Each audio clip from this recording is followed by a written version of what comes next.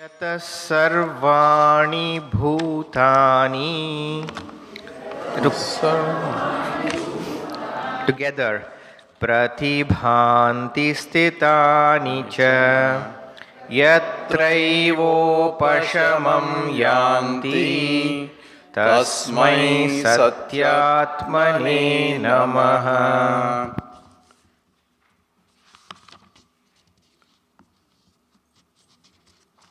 So start 4.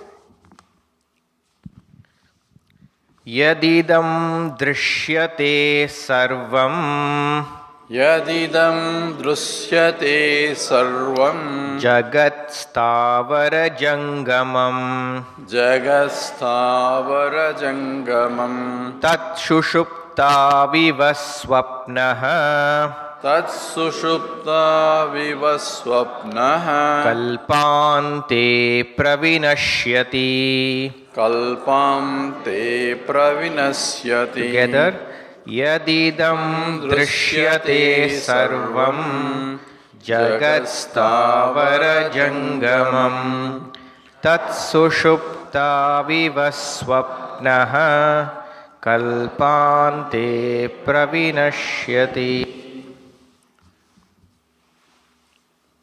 So here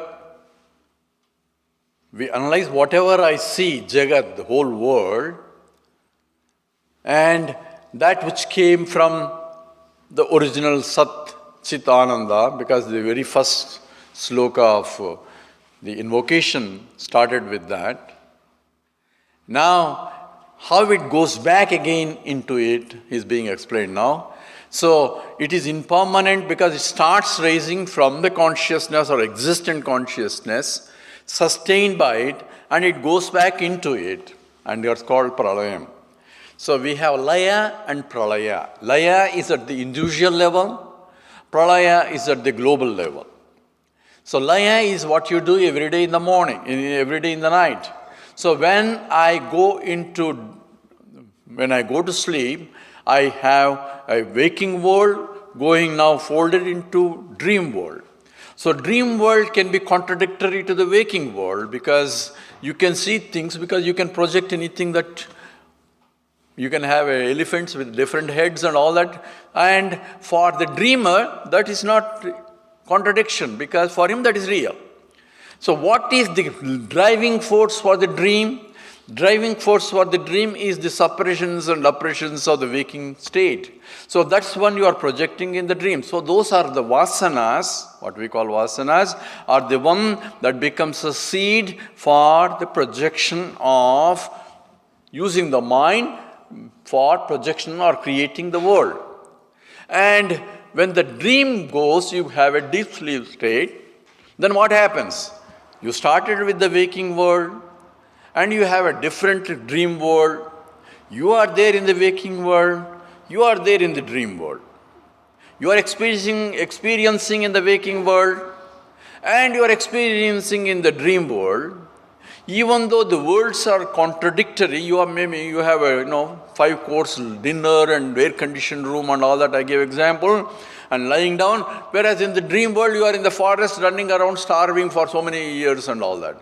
So you can have contradictory experience. So this is what Janaka asked. Janaka asked question to Ashtavakra Gita, this is Ashtavakra Gita also, where Ashtavakra teaches Janaka. He dreamt and suddenly he felt as a king, Janaka is king, right? So he dreamt that he was really a pauper starving in the forest or something. So when he got up, he had a doubt. Am I a king or which is real? Am I a king and all this kingdom is real? Or I was a pauper where everything was real? Which one is real? Because at that time everything looked real. So what is really real? So he wanted to know. And Ashtavakra says, neither one is real. What is real? The one that remaining the same is real, because changing things are changing. Changing things cannot be real. It's only transactionally real. So what is changeless in the changing things? You are. Because you are the one who is experiencing the whole waking world, but the same you experiencing in the dream world with a different body or some other body, same body. But you are experiencer, that you are remaining the same in the waking state, in the dream state. Then what happens in the deep sleep state? Both worlds got inside. There is no world. So that's what he's trying to point out. Yadidam drusyate sarvam. This idam, this whatever that I am seeing, idam, the whole universe that I can point out, drusyate, that is being seen, sarvam, everything, jagat stavara jangamam, that whole universe, jagat, that involves stavaram and jangamam, that means that is stable and movable. So everything is classified as two, only stavaram, and things that are movable and these things are immovable. And that's sushupta viva swapnaha kalpante pravinasyati. That all that, sushupta iva swapnaha. Just as when I go from a dream state where there is a world of plurality is there are beings which are different from me, stavaram, jangamam, everything is there, it is movable, immovable. When I go to deep sleep state, all that is folded, because in the deep sleep state, nothing is there. What is there is nothing. Right? Nothing is there. Nothing means nothing is there. Existence is there. So what is there is pure existence alone was there. Because I was existing. But I am not conscious of my existence. But I am conscious of non-existence. Because I don't know anything. But I cannot report it to whom? Because the mind is not there to communicate. For mind, I had to know. Do I know that I am ignorant in my deep sleep state? If you ask, what do you know about ignorance, deep sleep? I don't know anything. What do you do? I don't know. Where were you? I don't know. All I can say is I don't know. That's all we have knowledge of our deep sleep state. But we have a knowledge of I don't know. Why? When I went to a pitch dark room and say, hey, can you see something there? I don't know. I can't see anything. Is there a chair there? I don't know. It's too dark. Chair may be there, may not be there. I cannot tell. What do you see here? I cannot see anything. Right? Can you see it's dark? Oh, let me turn the light on. Let me see if I can see dark or not. I cannot see turn light on to see because I have to see. I need a light to see every object. But what light I need to see darkness?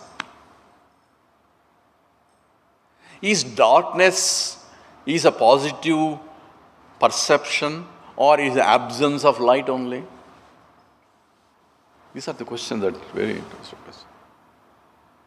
Because same darkness is called tamaha, is ignorance also.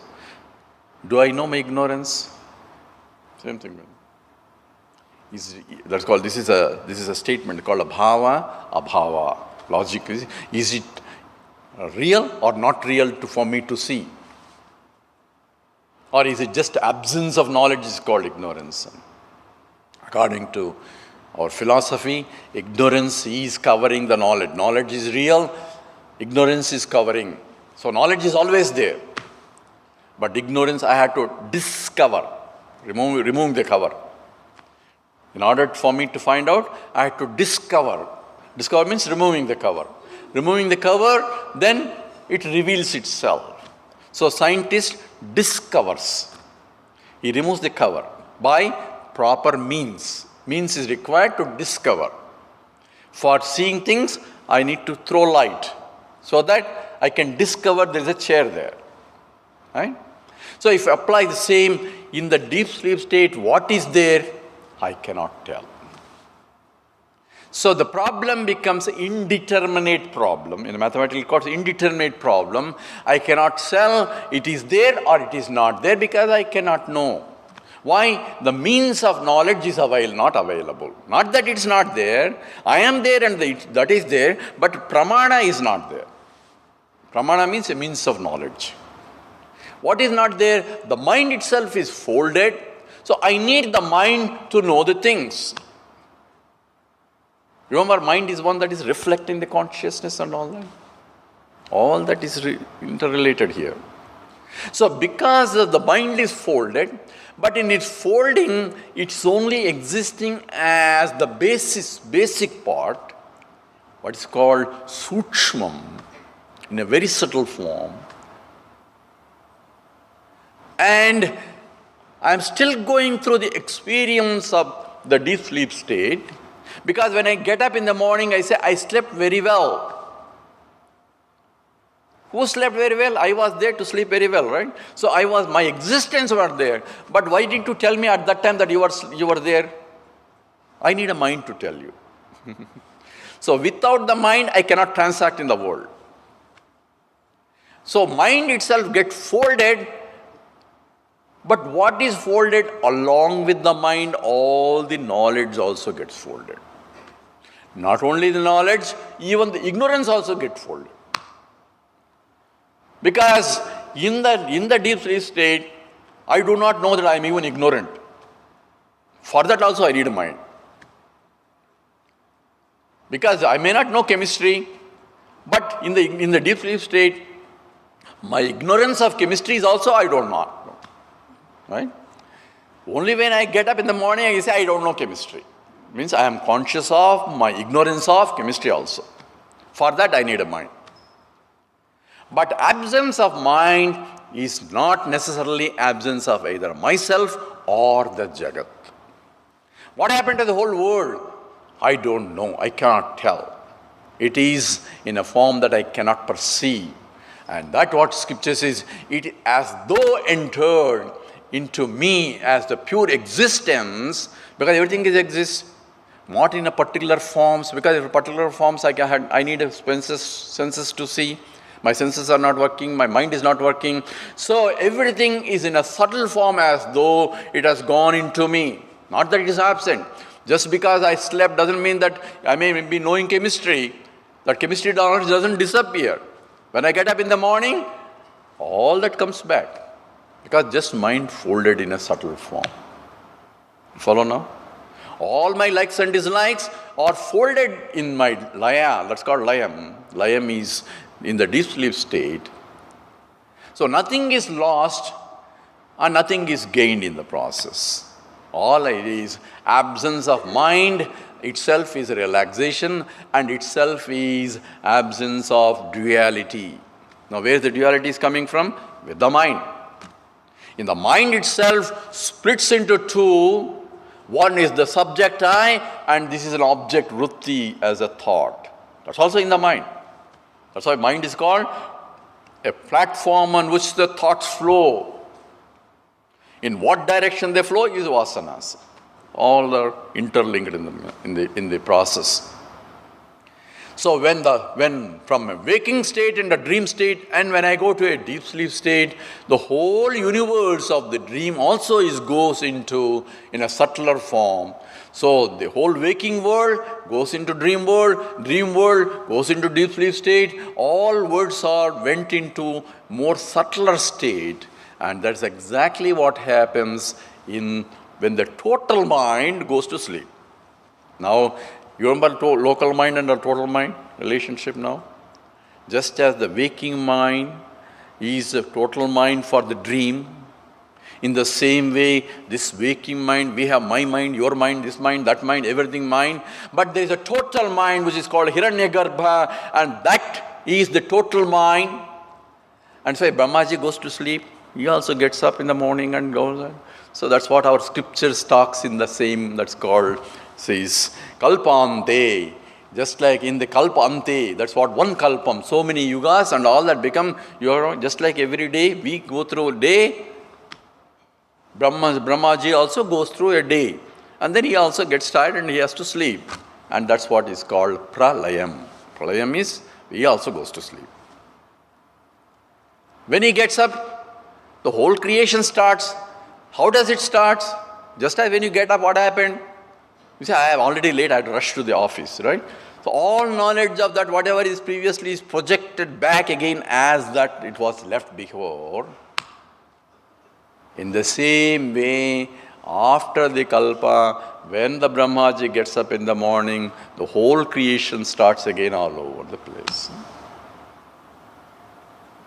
It is And a model that's provided just as our own experiences itself. Is that really true? Mamaji goes to sleep. If you can believe that I am a dreamer, and with a dream mind, which is different from a waking mind, which is a total mind, which is creating all that, if you can understand that, it's the same process that's why scripture tells so. Who is going to tell that? They say, who is going to tell? The Brahmaji that say we cannot meet him because we have to get up for that, right? Wake up in the air-conditioned room to know what is the total mind. So we can't do that. Only way to do it is scripture becomes a pramana for us to tell. Who tells that there is a heaven, hell and all that? Oh, I don't believe in scriptures. Don't believe. No one asks you to believe. Only if you say, you want to know what it is, this is what it tells you. Remember my gravitational force law? Physicist, I don't have to go to knocking people's door to ask them to believe in the Newton's laws. I don't have to tell. If you come, I'll tell you how to I explain how to understand that. So student has to go and ask how is it, then he will explain based on the scriptures. And here he's giving us not only the creation, but how the annihilation process also occurs. And it's just like you going to sleep. Alaya and pralaya are identical. Someone asked me, is it really Pitruloka or this loka, that loka, or do we believe in that? So if you have this loka, then other loka has to be there, because if you can dream and create a new creation, and you have, this body is gone, the air-conditioned body, everything, but you are able to create another body in your own, in the dream, and transact there, assuming that it is really real, even though it is just the mind. But that's for a dreamer, that's real. That's a real world. In the same way, all lokas are for the experience of the mind, it is real. And for that only, scripture becomes a means of knowledge, pramana. It is apaurusheyam, that is because it's beyond our purusha understanding of the mind. That's why it's apaurusheyam. Okay? That's beyond the human limitations. And for that only, so for that faith is required. Faith is required for any knowledge, not only that, don't think that Vedas only we need faith and we need, faith is different from belief. Faith is, that is foundation for which you proceed further. Just as a scientist he makes a hypothesis, says this is going to be the truth, I want to investigate. So he has a faith to pursue that, and if he finds that's not the truth, he will change his hypothesis. But he has to have a faith to pursue, because he is getting into unknown in order to discover. And the same way, I had to have some faith. Shraddhavan labhate jnanam. Krishna himself emphasizes, you need to have the shraddha in order to gain any knowledge. Jnanam, he didn't specify which jnanam. Every knowledge requires some kind of faith that the teacher is what he's teaching. Physics teacher is teaching me the truth. I should have the faith that what he's telling is the truth. Otherwise, I cannot learn from him. And that becomes a basis for that. So why do we need a teacher? If I need a teacher to play tennis, they call coach, right? For anything we need a coach. Table tennis, you need a coach. For everything, you need a coach. For Excel, everything you need. For getting master's degree, you need a guide. They won't allow you to do yourself. For doing PhD, you need a guide. If you need a guide for these objective sciences, what about the subjective science, which is beyond all these things which are apaurusheyam? You need someone to interpret properly. So that's why life teacher is essential. That's what the scripture tells you. That's why tad vijnanartham sa gurum eva abhigachet. You go to a teacher who can communicate directly, not through CDs or all that, communicate directly. That kind of teacher is required. So here, the absence of it is not abolition of that. It's only going into a subtler form, and all that world that you see goes back into sushupti, just like the waking state is going into sushupti, it's going into a subtler form, and that's called kalpante pravisishyati. On the end of kalpa, there will be pralayam, and the pralayam is essentially the whole universe goes back, and again it comes back. And when it comes back, how does it come back? Again scripture starts. Tadaikshada bausyam prajaeti. It saw, suddenly got up, it saw, and let me become many. What was the motivation force? That was the previous vasanas are motivating him to project in particular way. Because leftover things that's the one that is providing the driving force. And it is exactly identical to my getting up from this sleep also. Okay, next. Tatastimita gambiram Tadastimita gambhiram natejo natamastatam natejo natamastatam anakyamana vivyaktam anakyamana bhivyaktam satkinchid avasishyate. satkinchid avasishyati. Together. Tatastimita gambhiram natejo natamastatam anakyamana vivyaktam satkinchid. Avasishyate.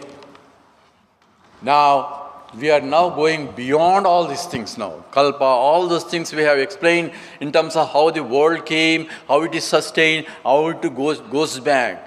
Now, what is the nature of the truth, absolute reality? I want to know. Now we are going from normal transactional things. Now we want to know exactly what is the nature of the absolute truth. How am I going to know? So here he's giving some words here. Tatastimita gambhiram natejo natamastatam. It's neither light. So I say consciousness is the light of consciousness. We said right now. Just now we gave all the examples. So you say, I am seeing when I go into meditation, I am seeing all sorts of lights. Is that what Brahman is? Someone asked me actually. So are you seeing? Yes. You are seeing some lights there? Yes. That means seen is different from a seer? Yes. There is a duality already. So it is that which is undifferentiated. You cannot say it is this or you cannot say that it is that. No description of words can be possible. Yadgatva nivartante tadhama paramam mama. It's also yato vaso nivartante aprapya manasasa. I quoted a different one. They all start to say yato vaso nivartante aprapya manasasaha. That's what Upanishad says. That's why Upanishad, right? Yato vacho nivartante aprapya manasasaha. That state where vak, speech, cannot speak of. It comes back. Along with the mind. Mind cannot also tell. So yan manasa na manute, that wise mind cannot think of, it is this kind, it is that kind, it is all those things. So it is not that which can be, mind can be thought of, but mind can only think of some objects. It's not an object. So it cannot conceptualize. I cannot have, it is of this kind, it is not of lights. Lights you can see, becomes an object. It's not an object. Anything that you see cannot be that, because anything that you see is an object. But that because of which you can see. Scripture doesn't tell you that it's nothing you cannot say. It's not sunyam. It's not absence of everything. It is very presence because of which is sthimita gambhiram. It is so deep you cannot tell anything. No words can tell, but it is there. It is something that you have. You can only experience yourself as that is. And it's not an experience like a normal experience. I say, I know every Upanishad. I know all I have to do is now, I need experience of Brahman now. So like ring going to say, I want to experience gold now. I have heard everything, gold is everything, all ornament. Now I want to experience gold. What do you want to do? I want to meditate now.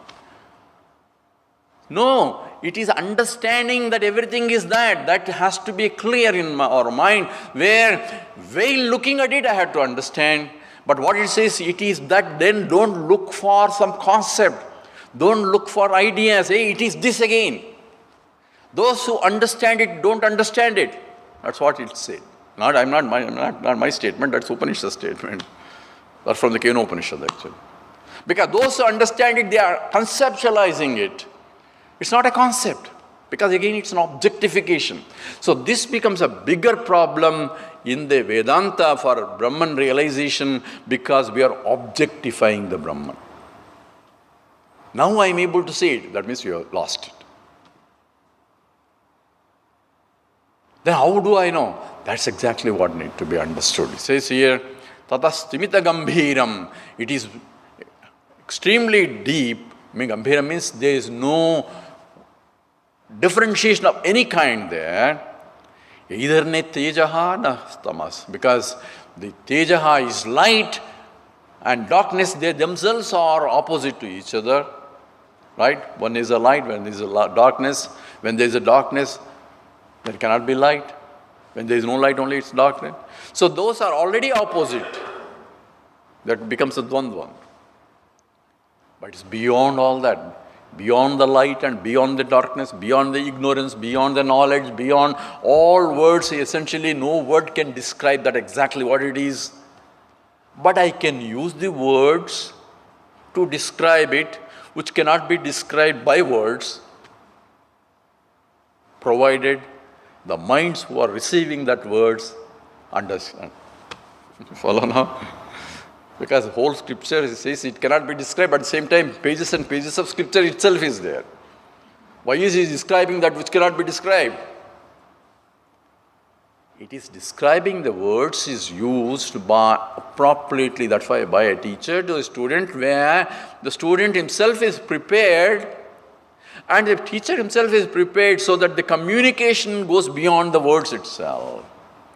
And most of the communication description is by negating what you think it is Brahman. Nirvikaro, Nikaro. All those words are, it says neither this, not that, it is that which everywhere at the same time, it is not what you think it is. Because whatever you think is only objects.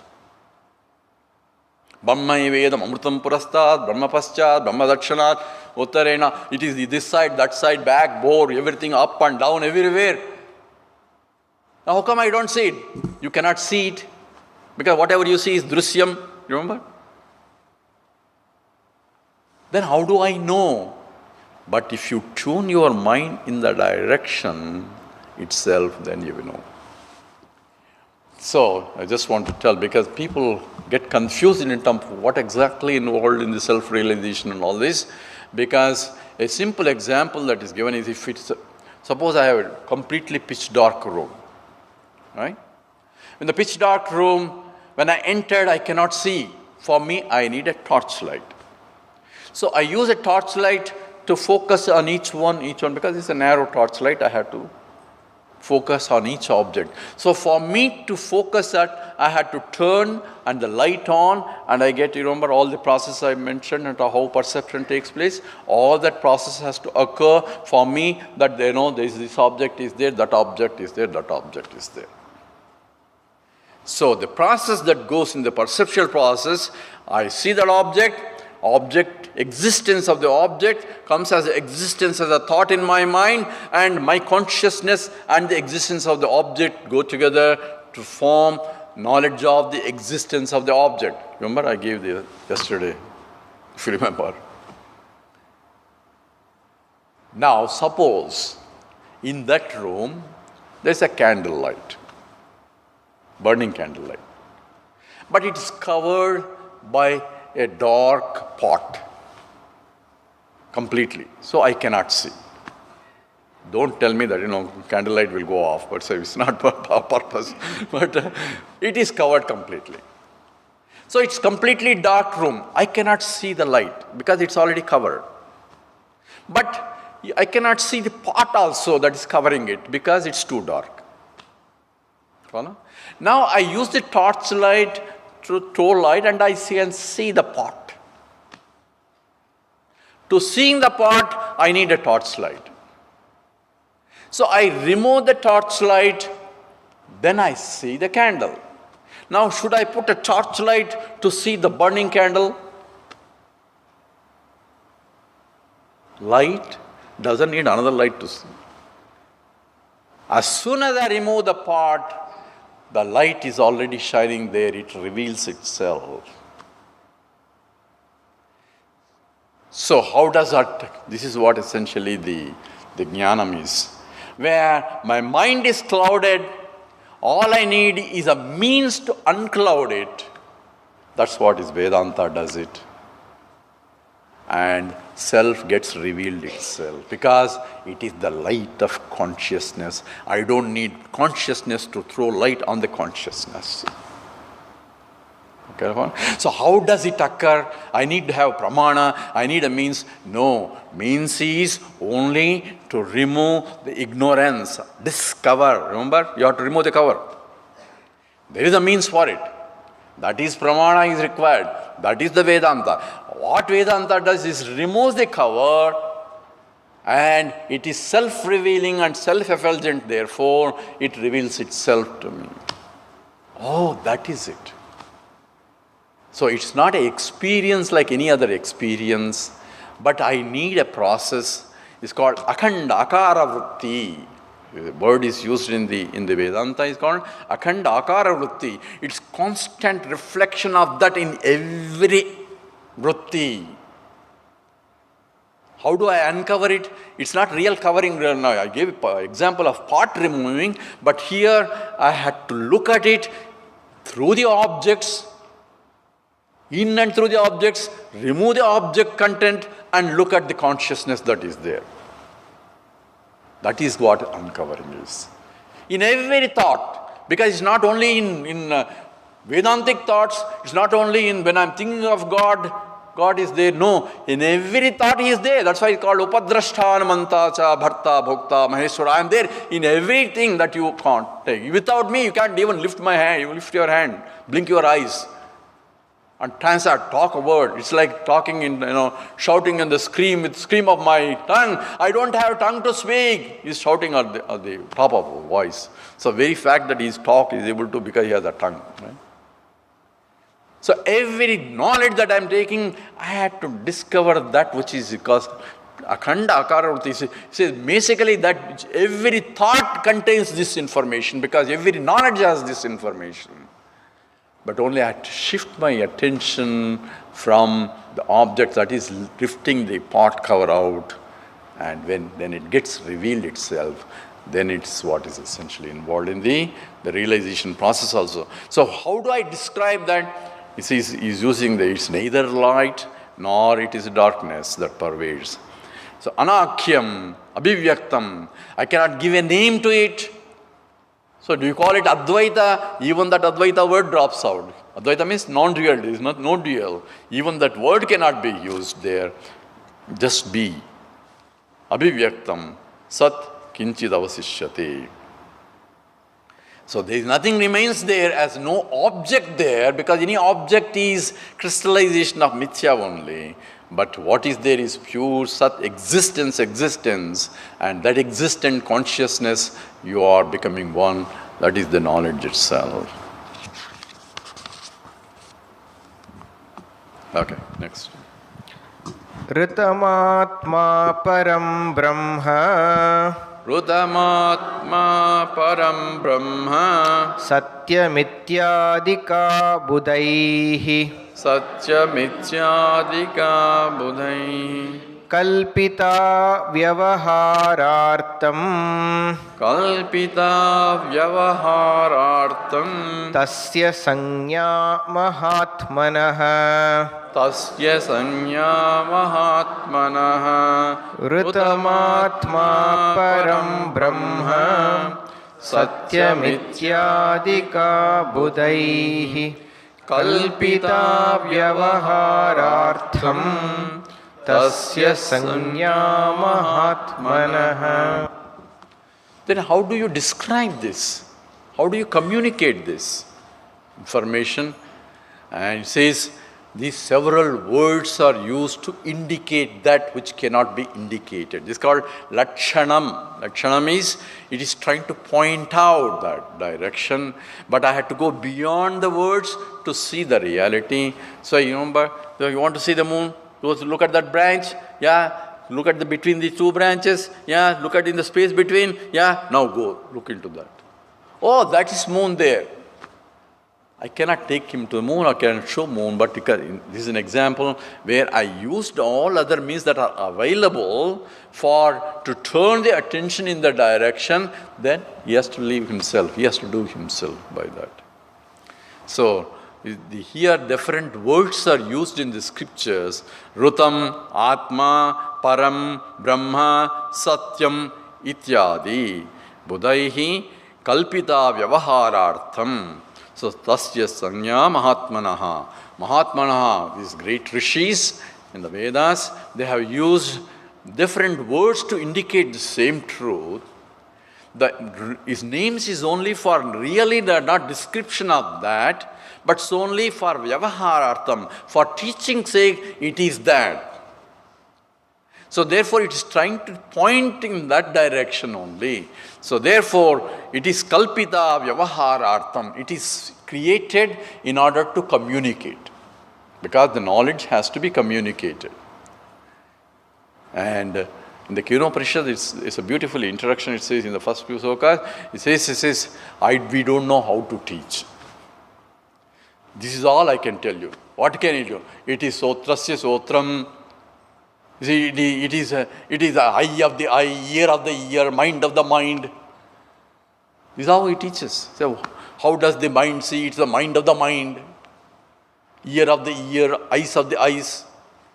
That because of which eyes can see, that because of which mind can hear, mind can think, that because of which ears can hear. I don't understand. That's it. We don't know how else to teach. Because that's how we learn from our teacher. This is all said in the Upanishad itself. Because words are used to uplift the mind, you have to go in that direction to point out. There must be something because of which the mind is operating. Mind is inert thing. So when you go to a doctor and says, is he alive? Yeah, he's alive. Why? Because he is breathing, he is doing this, he is doing all physiological functions, I say, therefore he is alive. Sir, tell me what is life? No doctor can describe what is life. He can say whether he is alive or not, but he doesn't know what his life is. But that because of which he is able to function all this, that is life. That's all I can tell, right? So what is life itself we cannot tell. So what science can tell? Science cannot tell anything to you. That's why scripture becomes its apaurushyam. Where I had to go to this, which is something beyond that can be describable, because no tools, because the tools themselves are within the vyavahara. I cannot use paramarthika, that is highest truth, using any of the vyavahara. Just as in the dream, there is a waking mind sleeping in the air-conditioned room, fellow who is running in the forest says, why are you worried about? You are that waker who is in the sleeping in the waking. Say, forget about it. Let me first run away from this tiger that is chasing me. So, when I am in that, I need a proper frame of mind to see what is there beyond. And that is what is being pointed out. And therefore, the words are being used by the scriptures and the teachers, kalpitaha vyavaharartham, because the teaching is required. Student is confused. Teaching has to be done. That's why it has to be by Shravanam, teacher to the student, and there are words that are Rutam, Atma, Param, Brahma, Satyam, all these things are being used as indicators for that from the point of teaching only. Satata bhuta evatma swayamanya ivollasan jivatam upayativa mananat stulatam gataha Satata bhuta evatma swayamanya ivollasan jivatam upayativa mananat sthulatam gatah. Now, here is the clutch of the whole process here. He gave the whole thing, how it came and how it went back. All that is being described now. Now, I want to realize, now I am not in the layam or in the pralayam state. I am in the state where everything is projected now. Right? This is the state where the student is asking a question. So we are already in the waking state where the mind of the seeker is different from the mind of the teacher and also the whole world. This is the state. Because we are all in this state now. And we want to realize the truth. That truth which cannot be described. All the words are used, that's only for transactional purposes, he said. Now exactly how I am going to realize that?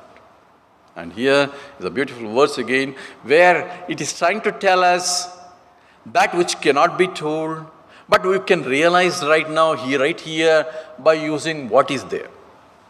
Okay? So how does it? Because satata bhuta etatma swayam says, satata bhutaha evam, that being the same conscious, existent consciousness, says swayam, so as if anya, I am, that one itself became many, right?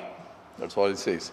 But also became many, and in the many also became a subject and an object. Remember, drashtur drusyasya. There is a seer and the seen. The duality already created in the world. It itself became two.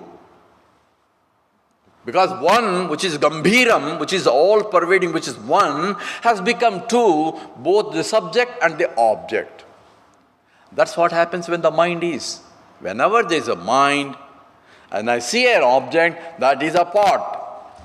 That is an object. I know that is a part. There is a subject. So subject-object immediately comes as soon as the mind comes into picture. So all itself became, one mind became two right there. One mind became a subject and object. One is a consciousness that is reflecting, another is again the thought rising in that itself is getting reflected. Right? That's how I gave all the process to you. So subject-object distinctions are in the mind. If you go to anybody exposed to J. Krishnamurti and all that, so he asks you, observe your mind. Who is going to observe your mind? Is there some other mind has to observe this mind? You have a problem there. The mind has to observe the mind. And so, Ramana Maharshi says, drop your mind, mind gets resolved. Who says drop your mind? Who knows that the mind is dropped? The mind has to say that mind has dropped. How can it be dropped? You get confused with all these ideas because the problem is where I got to see, using the mind, that I am not the mind. That is the problem. How? Where I, consciousness, reflected in the mind, and in that reflection, I am seeing the further reflection of the thoughts. In all that, I had to shift my attention. I am not the mind, I am not the thought, I am the light that is getting reflected all over. Follow? Using the mind only, because that's all the instrument I have. So, realization involves little subtle things here. That's why confusion comes because of the interpretations and all that way people interpret differently. Oh, I had to drop the mind. Ramana Maharshi is a beautiful teaching, but interpretation of Ramana Maharshi, if you read on some of the YouTubes, I keep responding to them, but I don't think anybody gets it because this is so subtle. And he says, Swayam itself became Anyam. So one itself became subject and object, duality, and Jivatam Upayativa, Manada, Stulada, all the gross objects, subtle objects, everything became, all those pluralities coming because of the mind. The mind is there is no world. Oh, other people's mind has to be there. Some mind has to be there to see the world. So how do you know whether the mind, if no mind is there, how do you know? Because when all the science will say the creation came, all the bang came, occurred. At that time there is no mind, right? So how do you know the bang occurred? Only mind is extrapolating all these things. So all this deductive or inductive research, all those explanations, for that also we need a mind. And now using the same mind, I had to understand I am not really the mind, but I can use my mind to know that I am not the mind. That's exactly what is required. So essentially, jivitam upayativa manana stulatam gatihi. All things have become now, creation has become. Now I cannot say what is beyond the creation, because right now there is a creation. I cannot think of what happens when the kala. It's only an explanation for you what happened when the pralayam. But I don't need to go to that state in order for me to understand. I need to understand what is given right now. With this what I have, I need to understand the truth. So that's why you remember I gave example of this glass. Using the glass there is an existence, and using the glass form and still think that there is a glass there, existence is there in the form of a glass. That becomes an understanding. Oh, I don't need a glass. It's not a glass. It is existence itself in the glass form. Just as looking at the ring, it is a gold only in the ring form. So I had to understand what is given, because without that I cannot see, or we cannot think. Mind cannot think without objects. So I had to use the mind. Manayeva means I had to use the mind to know. So how do I know? Mind can only know thoughts and objects and all that. So I had to do vichara, inquiry, using the mind, following this analysis, and look at it. It's not the thought, it is that because of which thought is known. I am conscious of the thought. That consciousness, because everybody says I am conscious. Nobody says I am the mind, I am conscious. That means I am consciousness. Everybody understands it. But when you apply it, you miss it. So when I say I am consciousness, because of which I am conscious of even the mind also. Right? I am very disturbed. Who says? My mind is disturbed. And how do you know your mind is disturbed? Because I know. That means it is an object of my knowledge. So the modifications of the mind, people change their minds very easily. A lot of people registered and they change their mind. Yesterday, because they provided so much, I said next time what you should do is you charge a registration fee which will be returned if you attend. Because people ordered food and all that, and it's a lot of waste of money. In Upanishad, in Taittiriya Upanishad, it says, if you waste any food, that's a sin. But if somebody forces you on your plate, if you waste it, it's not your sin, it is their sin. You have to be careful. So, don't force anybody to eat something. If you take it, and I have one cousin, he's very, very so strict. It's very difficult to go to his house. He says, he brought up in our house actually. My father is so strict, and all his strictness, he got it. We didn't get it, but he got it.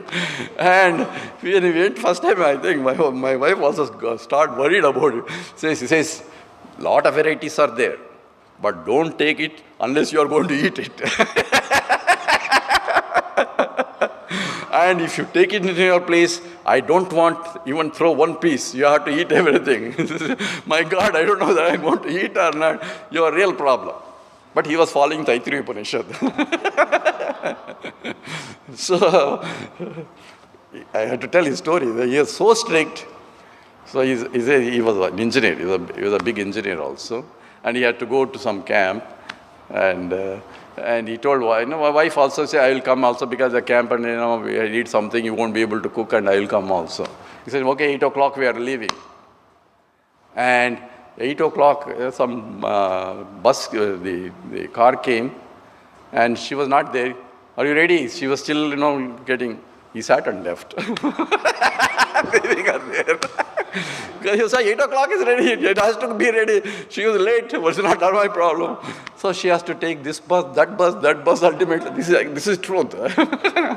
He's still there. My cousin is still there. So strict. And then she wrote a letter to my father, says, "Uncle, how did you bring this guy with all this?" So this is, I don't know how it came. But anyway, one has to understand with what I have, something beyond what it is. So sin comes in terms of, we are talking about registration fee, is when somebody gives, when I don't want it and say they force me, then if I throw it, it's not my sin. It is their sin. But if I take it and throw it, then it's a sin, according to Upanishad also. So next time you should charge everybody a fee. Everybody a fee, says this is a returnable fee. It's a free, but we are charging you for registration. If you show up, then you don't have to pay. If you don't show up, then it won't be returned. Maybe that may be a good policy. Actually, it says, I think my wife was suggesting, because Memorial Day weekend, people will not be coming, because 3-day weekend, everybody will be getting guests. Maybe you should shift from 3-day weekend to a 2-day weekend, and maybe we'll ask, how many people will come if it is a 2-day weekend? Wow. Oh, maybe it's okay, maybe we should switch. Next time, we'll have 1 week before Memorial Day. So we'll have Saturday, Sunday. Maybe as a tradition, we are doing this for the past many years, but people get guests. I said, bring your guests also, but it's not that possible. But anyway, because yesterday 35 people who registered didn't show up, it seems. So one has to be careful. So point here is using mind, using the world, using what you have to see beyond what it is. It's not that it is somewhere. It's not somewhere in heavens. It's not somewhere in the temples. It's not somewhere, it is temple also. Someone asked me, say, why do we need a temple if God is everywhere? If I can see God everywhere, then I don't need a temple. Because I don't see God everywhere, at least I go to temple where I can see God. So I need all that means for me to turn my attention to something higher. And that can be done if I understand the exact truth for every perception, pratibodha viditam matam, in every knowledge it is there revealed, because I am conscious of this. So every knowledge means what? I am conscious of this, I am conscious of that, I am conscious of that. That means consciousness is getting expressed in every knowledge that is taking place. So how I want to know consciousness? It is there in every knowledge. I can see. That means I am able to see because of consciousness. I am conscious of that. So that means it is turning the attention of the mind only.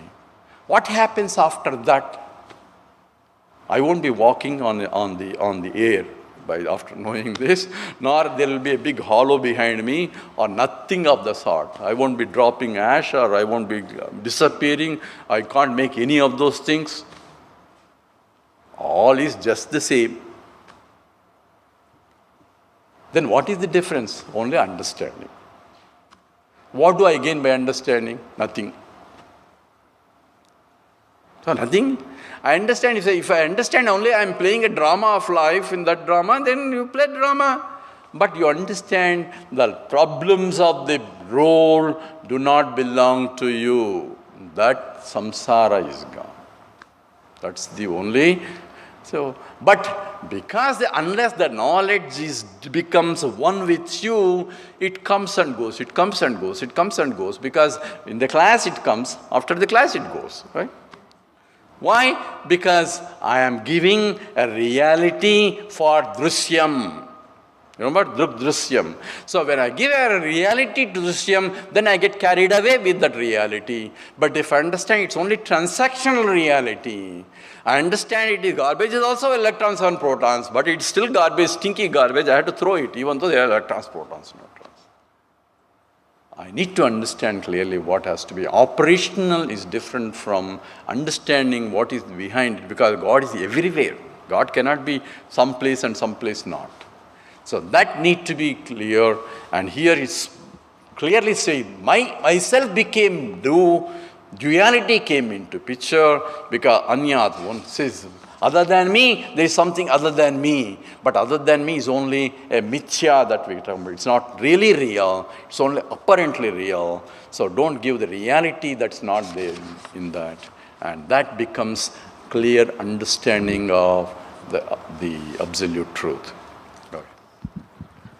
Mano bhavati bhutatma Bhavati bhuta taranga iva varidehe Tavanga iva varidhe teneyamindra shrihi Teneyamidrajalasrihi jagati pravitanyate Jagati pravitanyate mano bhavati bhutatma taranga iva varidehe teneyamindra shrihi jagati pravitanyate.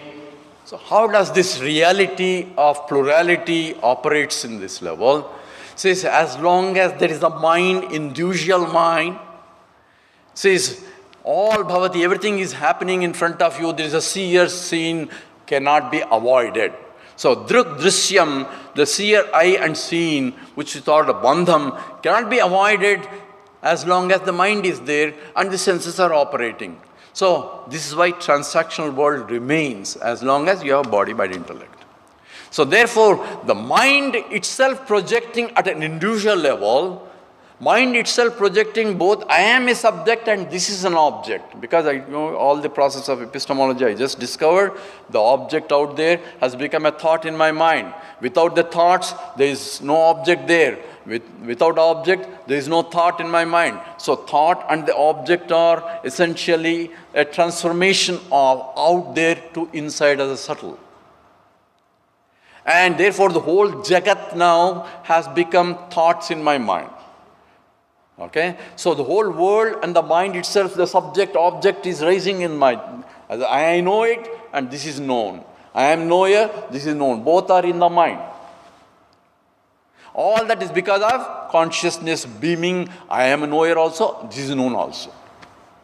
Follow now? All the whole process is. As an existence, I am existing and the thought is also existence. So existence is pervading everywhere. Consciousness is beaming through all the time. So this Satchit is always there in all that.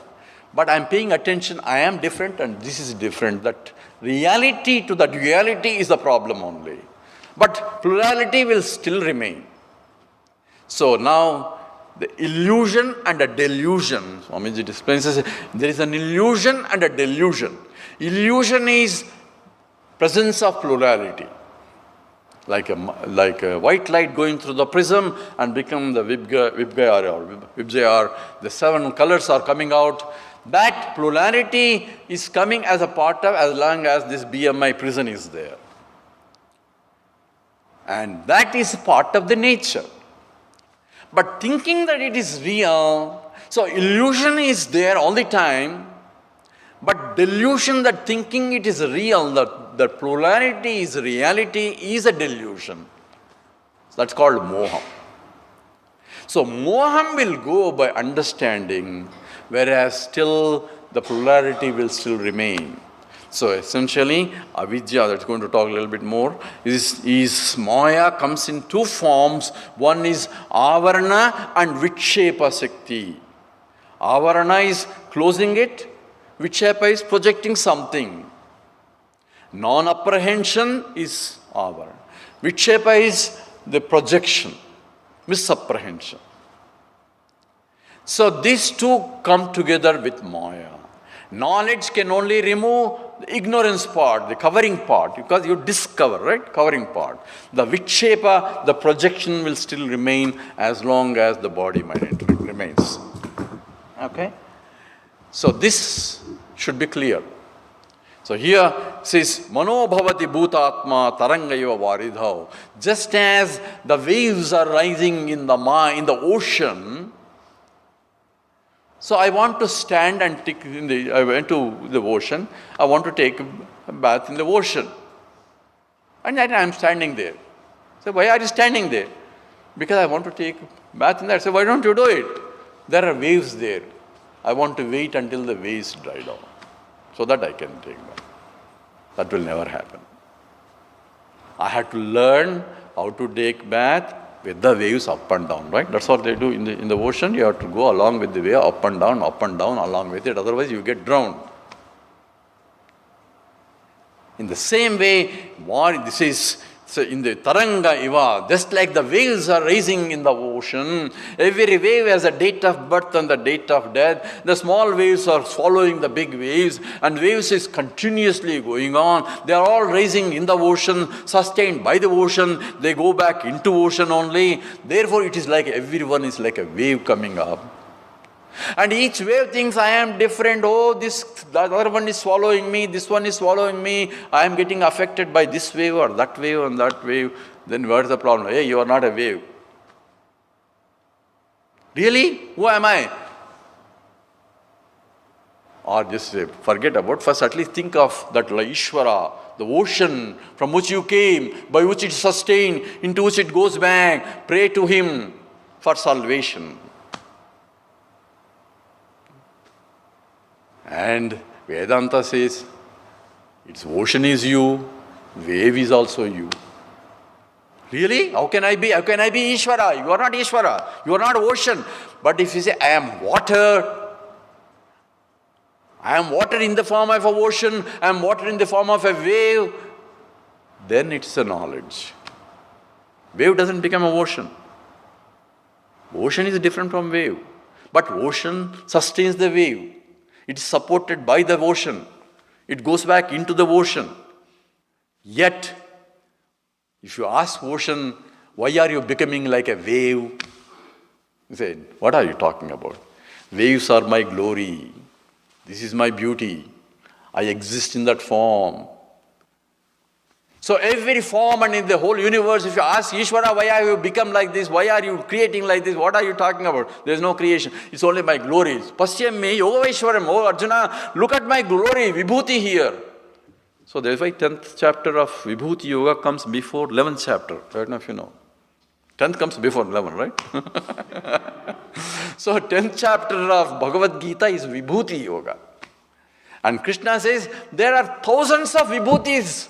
Millions actually, I don't know how much population, but anyway, the millions of my vibhutis, they all over, but I cannot tell all that because Duryodhana is waiting for war. So I'm only going to tell you some important things. Know that that's me only. So he gives you a big list what Arjuna thinks the great, that's me only.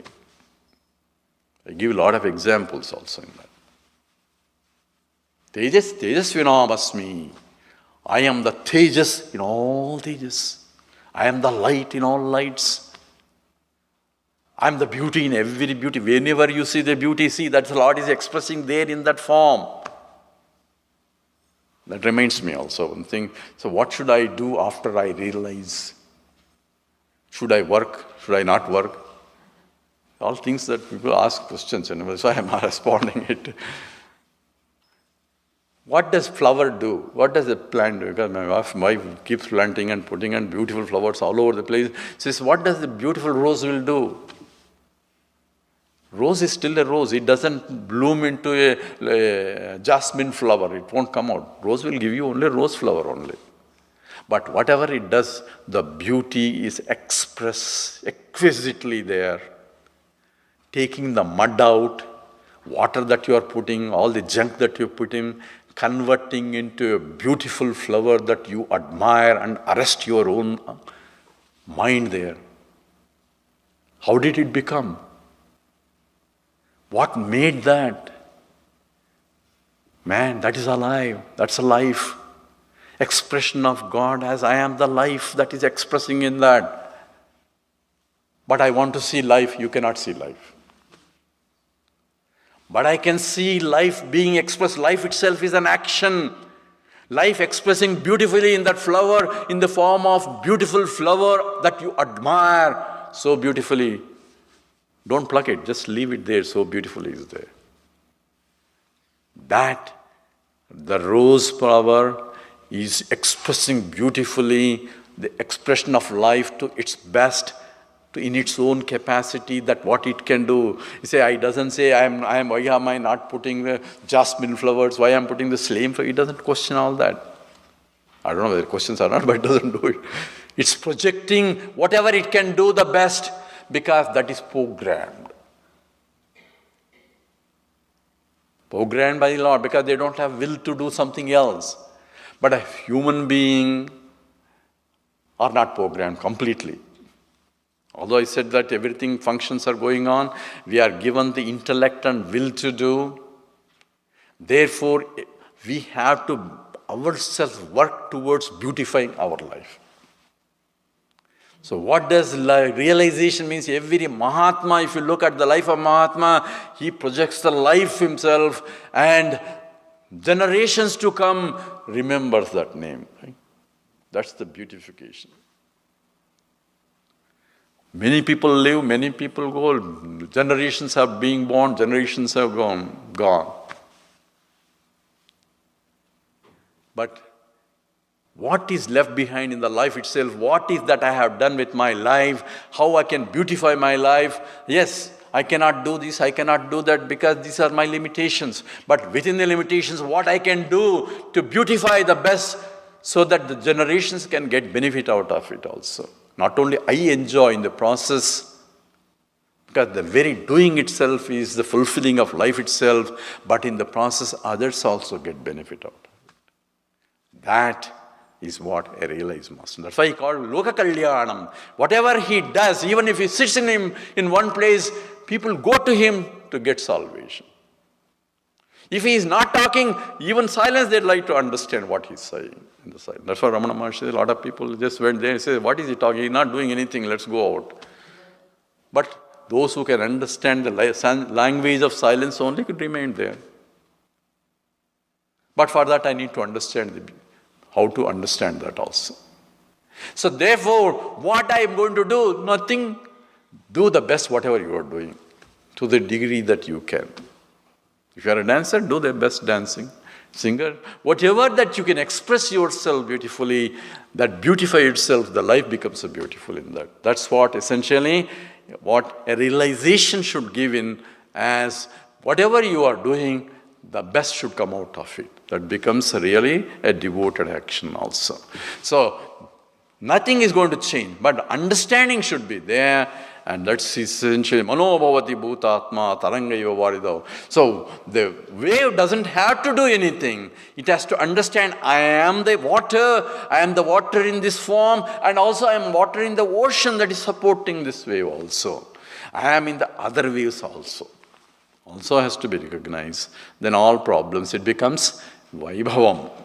So a realized person sees the whole world as Vibhuti only, where the glory of the Lord or glory of the self becomes expressed in so. So as you go from Jiva, Jagat and Ishvara, there are three: individual, the total and the world.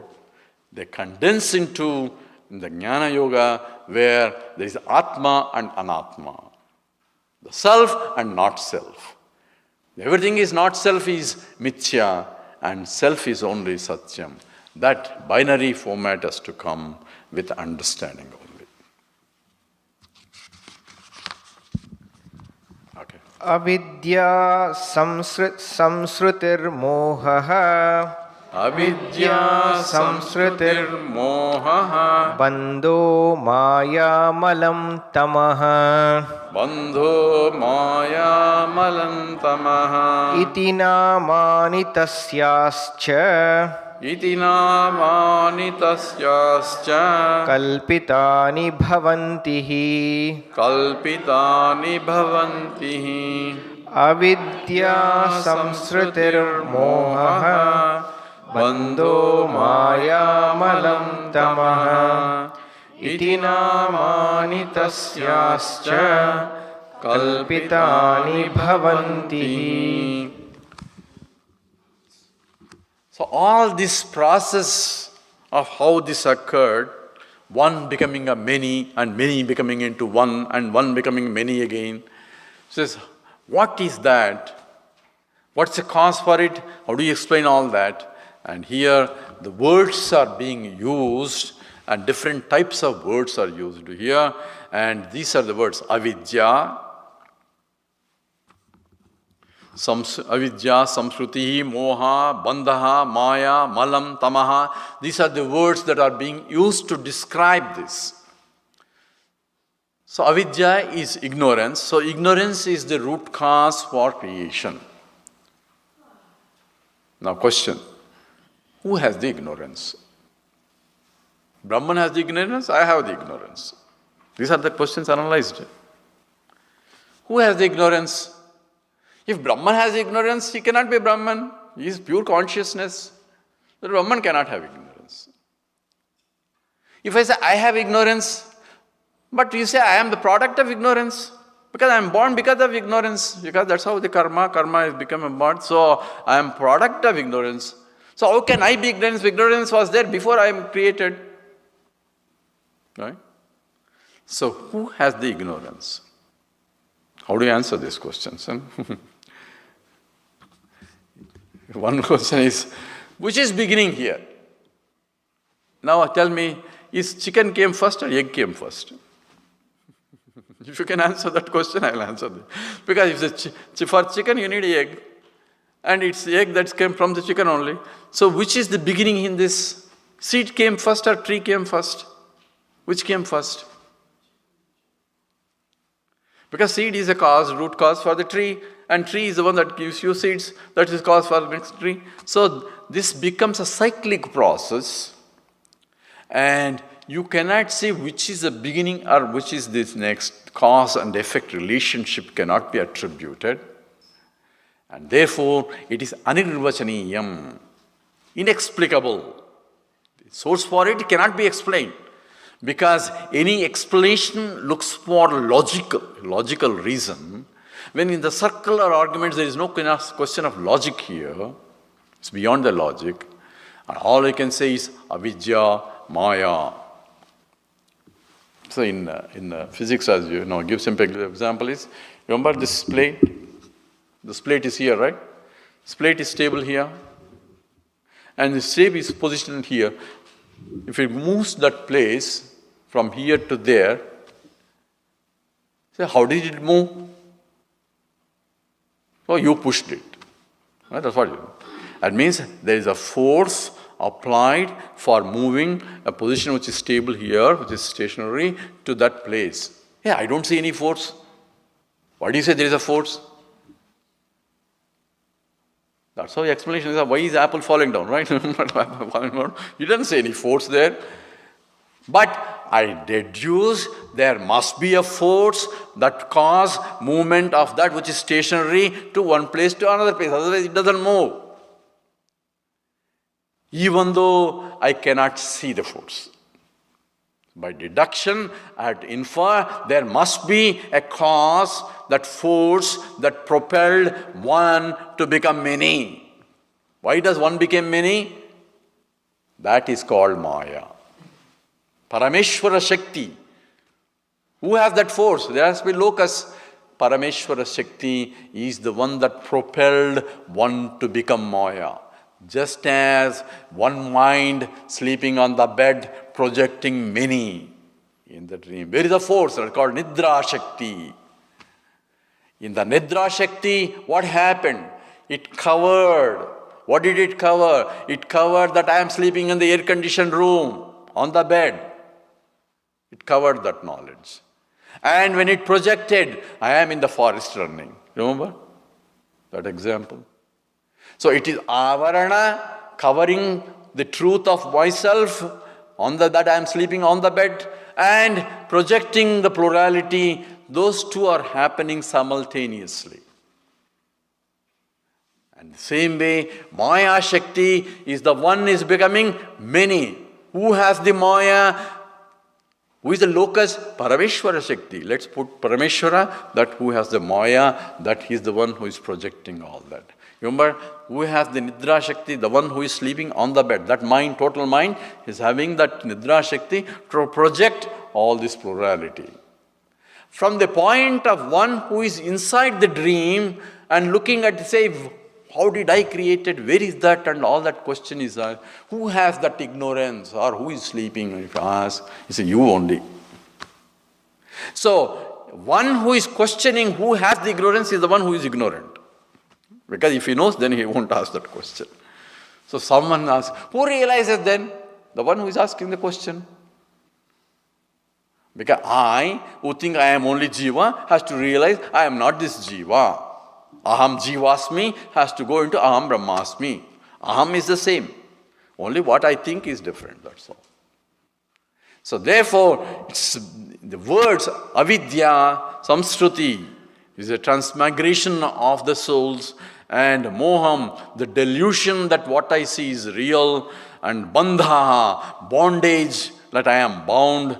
Maya is essentially, Maya is yama samayati, that which is not really there but appears to be there. Malam, the impurity. Tamaha, darkness or ignorance. Iti namani, these words are used. Tasya ascha kalpitani bhavantihi. These are created words to explain that which cannot be explained otherwise. Okay? Okay, go ahead. Next. Yata kataka shabdartah Yatha kataka sabdarthaha prutakvarho na kanchanat prutakvarho na kanchana na hema katakat tadvat ahima katakat jagat shabdartata pare sabdartata pari yata kataka shabdartah पृथक्वार्हो न काञ्चनात् न हेमकटकात् तद्वत् जगच्छब्दार्थता परे. Here he is giving the example of what I've been talking about, the gold and the ornaments. And this is coming from the scripture. It comes originally from the Chandogya Upanishad. So, yata kataka sabdartaha pratakva na kanchanat. So, the gold has appearing now in the form of a ring. Now, is ring created or not? That's the question, right? So, what do? I look at the ring. I look at the ring and says, this is a ring. So, first I recognize this is a ring. Then I go into details. What exactly is the ring? And if I look at the ring closely, it is nothing but gold. So, I say gold has become a ring here. So every part of the ring is nothing but the gold. So it is gold only in the form of a ring. I say gold has become a ring. Lord, it has created this universe. So there's an application there. But is it really ring? Is it really creation? If I go next time, analyze, he says it's not really, it's only gold. Why am I unnecessarily saying that gold has become something? It's only gold. There is no really ring. What is there is only gold. Now follow the logic now. I am looking at the ring, using the ring, and say it is not a ring. While using it, I say, I am an ungrateful fellow, right? So I am using a ring, utilizing and using. At the same time, there is no ring there, and that becomes an understanding. Okay? So neither I can call it gold has become a ring or ring is really a form of gold. All are only for a transactional purposes. So everything becomes pratakva. These divisions about whether I differentiate ring from the gold or gold from the ring, either way, it's all only for transactional you can do it, but understand all are is only at the mental level, not in real level. So therefore, nahema kataka tadvad, jagat Shabdartadeptapari. There is no really real word there. Jagat is word. I'm transacting with the world, remaining in the world, and say there is no really world. How do I say? From under what is there is only existent in different forms. Beautify in these forms. That's why Krishna says, Natamastani bhutani. There are no beings in here. What is there? I am the one pervading the whole thing. And Mayatadamidam sarvam jagad avyakta murtina. I am pervading the whole universe in unmanifested form. Any manifestations are only appearances. But the truth is, I am unmanifest. And therefore, there are no really beings anywhere. While looking at the beings and teaching to another being, right? Krishna is teaching to Arjuna. At the same time, he says there are no beings. So, this contradiction is only from the point of from what point, what reference this is being made. From the goal point, there are no ornaments. From the Arna point, there appears to be, I am a ring, he is a necklace, this is that and all that. So, I can still transactionally use it, differences, but understand the oneness that pervades the divisions. And that's essentially the Jagat Shabdam. The world also is the same way. The individual, Drusyam, and the druk, the seer and the seen. Duality is only in the creation in the mind, but I am the one that pervades as existent as a druk and existence as a drusyam. Druk is the seer and the seen, and I am consciousness, and this is in my consciousness, even drusyam, therefore I am conscious of drusyam. Both are in me, and I am that beyond all these names and forms. And that becomes a clear understanding. What's the signal? The lunch ready or not ready? They're still waiting? Can you get what is the abreast information so that we can continue? Or? We'll continue. Okay, go ahead and read.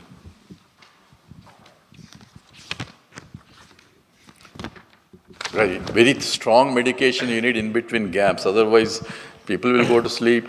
Do here, do that side, he says, because he's talking about same gold and same dream state, same ring. After 1 hour also it's the same ring and same gold and same this one. What's the big difference? Gold is not a ring, ring is not a gold. And otherwise rope and snake, right? Because we're looking at only examples.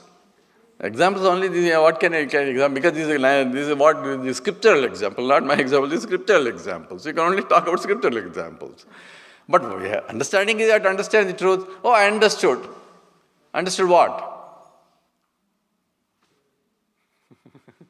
Understood. When you understand means, scripture says, this is also scripture. If I understood, you are not understood.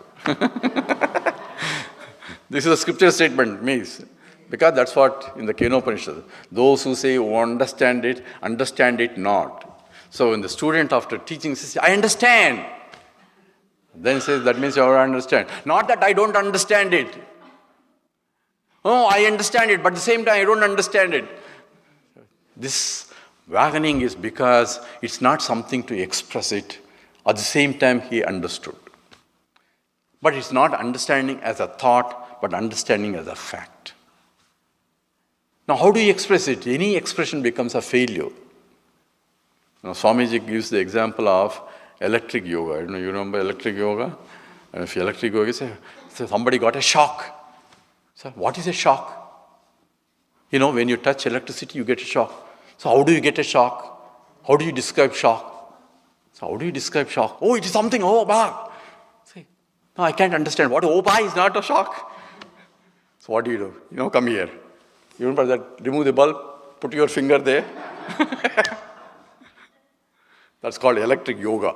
Yoga is yoking your mind or yoking your finger into that slot. I don't see electricity there. Yeah, put your finger there. You don't see it, you put a finger there. All the mantras will come out now. Ha, who, and all that. Now explain to me what is shock. All you can ha, who. Who is ahamannam, ahamannam, ahamannam. You say the scripture, the realized person sings with the glory. I don't know, he could not contain. And he goes on singing glory. He says, what is that? I am annam, I am annam. Because annam is not ready there yet. I am annam, I am annam, I am ahamannam, ahamannam, ahamannam. Are you annam? Are you food? No, I am annadau, I am annadau, I am annadau. There's all that is there. If you know Taittiriya Upanishad, if you really sing properly, with the proper intonations, you will be wondering how that is the song of a realized master. So Swami Tejomayana said, just in case if you realize, memorize that song so that you can also sing that song. Sing that song in the realization. So that glory of the singing, because no words can express that. So if you ask, what is it like? What is it like? So you also experience. There is nothing much. Because electric, that's why electric yoga is important. You have to experience to know what exactly is that. Then you also sing the same aha hu mantras also.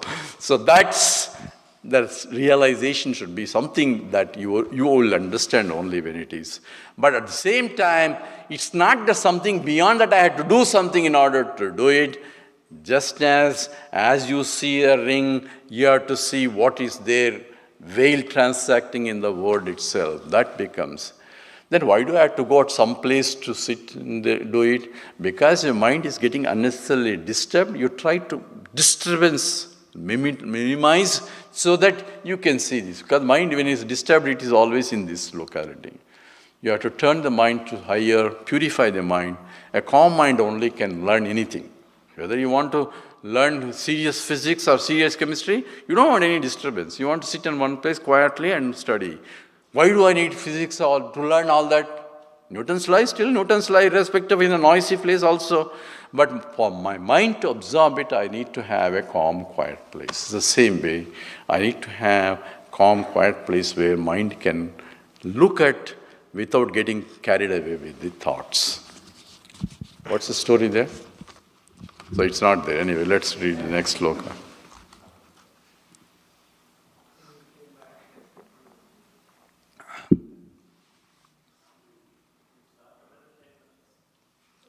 Not 10 minutes? Okay, go ahead.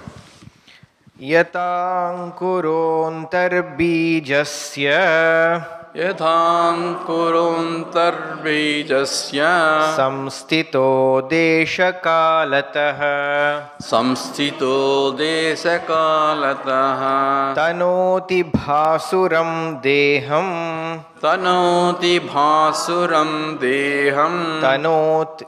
tanotyevam hi drishyadhihi yatankurontarbijasya samstito deshakalatah tanoti bhasuram deham tanotyevam hi drishyadhihi. In the Chandogya Upanishad, in the 6th chapter, Sadvidya, that we took also here, one of the Memorial Day weekend camps, and the things are available. The teacher, father is a teacher, Uddalaka is a teacher, student is Swetaketu. So after teaching Tattvamasi, the student wants to know more and more, because he needs to establish. He said, look at the banyan tree, the big banyan tree, it's going very big. Bring some seed there. So banyan tree has very small seeds. So he brings that. So what do you see? I see only seed. It's a very small seed, and that whole tree came from that. He says, cut that seed. So he cut it. What do you see? Nothing. He said, there is small ankuram, maybe small, sprout like small thing. Now, the whole thing, you say there is nothing really, the whole thing is there in unmanifested form. It is same when you put properly, when you put proper water and the land and all those things, proper conducive environment is there, it is going to become such a big, huge tree. So the bijam, the seed is there in which everything is compressed into it as though in unmanifested form. Yatha ankuro antar bijasya sthidohi desakalataha. Desham, time, space, everything is packed in that form, in that unmanifested form.